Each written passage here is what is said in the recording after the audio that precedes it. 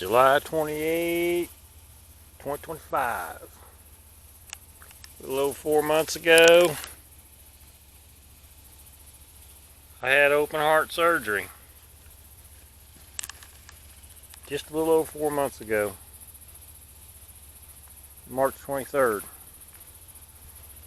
Cut my chest open. Intubated me, scoped me, had a scope rammed down my throat. In that process, they whiplashed me so severely, gave me a bloody nose. So I woke up, had blood all up in my sinuses and stuff that I had to blow all out. Whiplashed me so hard that they triggered my seizures. Now I've been through seizures, which are a seize out seizure, no matter how they apply themselves or come at you. 3 of them had pre-seizures, hacking pre-seizure, severe migraine, bobbing and nodding up and down, vertigo, dizzy, nausea, real bad nausea. You can't eat nothing the whole time you're in the pre-seizure stage. Now during the pre-seizure stage back in '98, I had a wave taken. That wave said I had several different forms, or that wave presented what could be several different forms of seizures or forms of epilepsy. And that's the pre-seizure stage. I don't know what kind of wave tests or patterns they've taken of people actually having a seizure.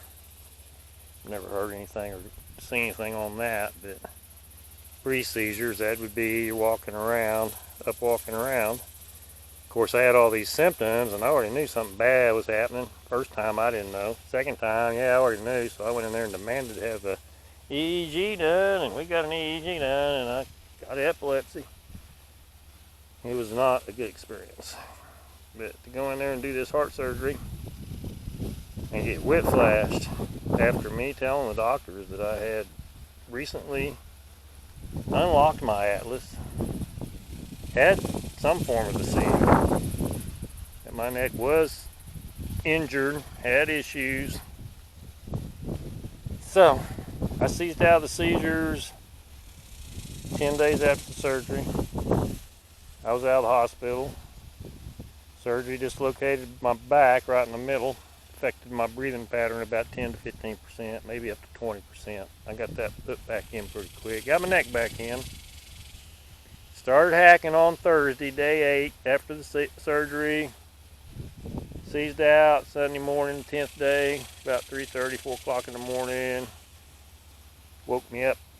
First seizure I've had in my sleep. Pretty strange. Fun stuff. Of course, I was in a lot of pain because the seizure, it run its course. It was a hacking seizure. I've had 3 of those now. First 2 were hacking seizures, with hacking pre-seizures, and this one was pre-seizures, hacking pre-seizures. Big difference in the time. First 2, I had hacking pre-seizures for about a month, twice. This one had hacking pre-seizures for 2 days. Right at 2 days, not quite even 2 days, but pushing 2 days. Had hardly any notice.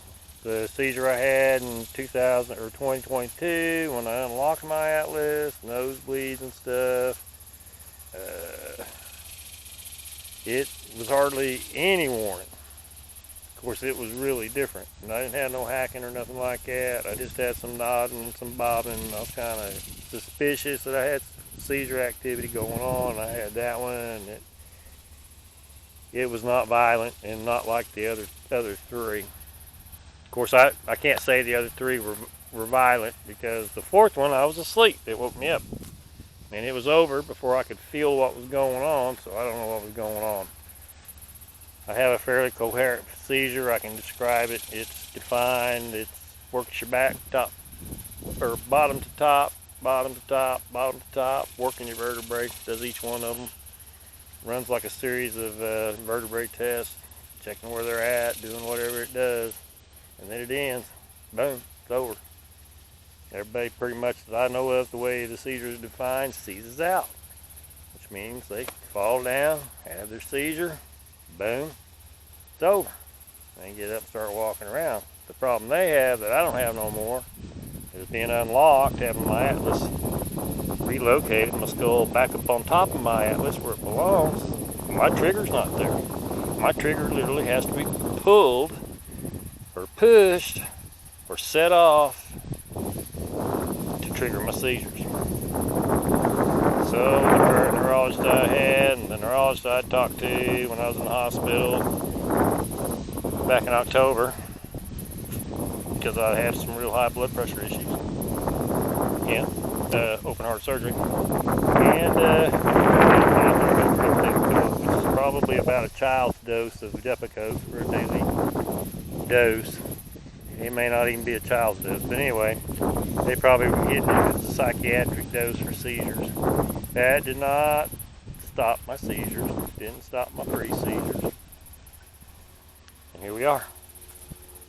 4 months after the surgery, basically 4 months after I seized out of industry-inflicted seizures by whiplashing somebody so severely into the nosebleeds, ramming their atlas up into their sinuses and triggering their seizures.